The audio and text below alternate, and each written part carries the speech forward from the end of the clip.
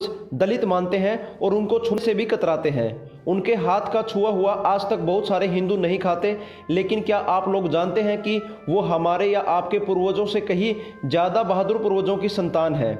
उनकी कुर्बानी के बारे में सुनकर आप रो पड़ेंगे। चलिए आपको बताते हैं कि वाल्मीकि असल में कौन थे, उनका गौरवशाली इतिहास क्या है, वो वाल्मीकि भंगी, दलित या मेहतर बनने पर कैसे मजबूर हुए।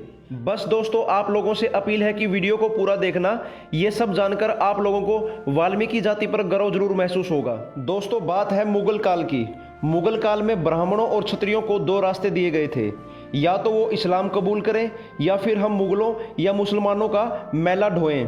आप किसी भी मुगल काल में चले जाओ, वहां पर आपको शौचालय नहीं मिलेगा। हिंदुओं की उन्नत सिंधु घाटी सभ्यता में रहने वाले कमरे से सटा शौचालय मिलता है, लेकिन मुगल बादशाह के किसी भी महल में चले जाओ, आपको शौचालय नहीं मिलेगा। सच तो यह था कि मुगलों को शौचालय निर्माण का ज्ञान ही नहीं था। दिल्ली सल्तनत से लेकर सारे मुगल बादशाह पात्र में शौच करते थे, जिन्हें उन ब्राह्मणों और क्षत्रियों से या उनके परिजनों से फेंकवाया जाता था जिन्होंने मरना तो स्वीकार कर लिया लेकिन इस्लाम को नहीं अपनाया था। चलिए आपको बताते हैं कि भंगी नाम किनको और क्यों दिया गया था। जिन ब्राह्मणों और क्षत्रियों ने मैला ढोने की प्रथा को स्वीकार करने के बाद अपने जनेऊ को तोड़ दिया था, यानी अपने संस्कार को भंग कर दिया था, वो भंगी कहलाए। और इनके उपकरणों के कारण तत्कालीन हिंदू समाज ने इनके मैला ढोने की नीच प्रथा को भी महत्तर अर्थात महान और बड़ा करार दिया था, जो बाद में मेहतर कहलाए। इसलिए इनको मेहतर और भंगी नाम दिए गए। भारत में 1000 ईस्वी में केवल 1% ही अछूत जाति थी, लेकिन मुगल काल की समाप्ति होते होते इनकी संख्या 14% हो गई।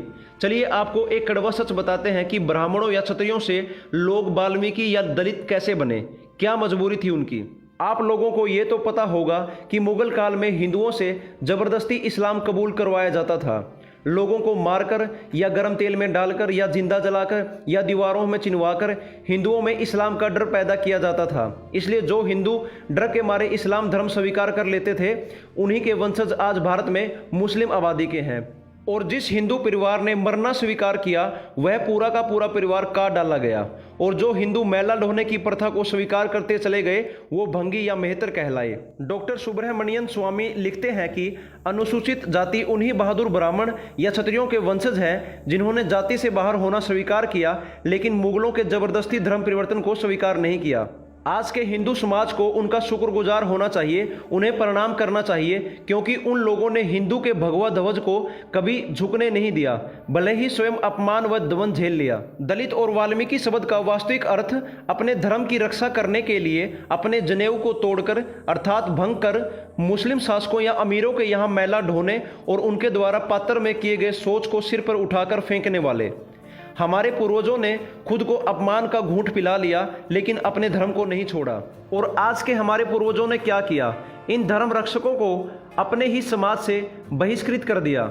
तब से हिंदू धर्म बुराइयों का घर बन गया, जो आज तक जाति प्रथा के रूप में बंटा हुआ है। इसलिए जो लोग अपने आप को जन्म से ऊंची जाति का मानते हैं, वो जरा शर्म करें और अपने उन भाइयों को गले लगाएं जिन्होंने धर्म की रक्षा के लिए अपने जन्म से ब्राह्मण और क्षत्रिय होने का त्याग कर नीच काम करना स्वीकार किया। इसलिए वो वाल्मीकि या दलित कहलाए, लेकिन है तो वो भी ब्राह्मण या क्षत्रिय। इसलिए याद रखो, अगर हिंदू एक नहीं हुए तो तुम्हें नष्ट होने से कोई नहीं बचा सकता।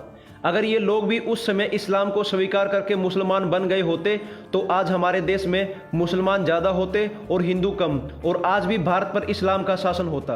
अगर आज देखा जाए तो हमारा भारत एक हिंदू राष्ट्र है, जो हमारे दलित या वाल्मीकि भाइयों की वजह से है। अगर उस समय वो मर गए होते या वो इस्लाम को स्वीकार कर लेते, तो आज भारत में 70% से भी ज़्यादा मुसलमान होते। उम्मीद करता हूं कि यह जानकारी आप लोगों को पसंद आई होगी। कृपया करके हमारे चैनल को सब्सक्राइब कर लें और इस घंटी को जरूर दबाएं और इस वीडियो को लाइक और शेयर करें। धन्यवाद।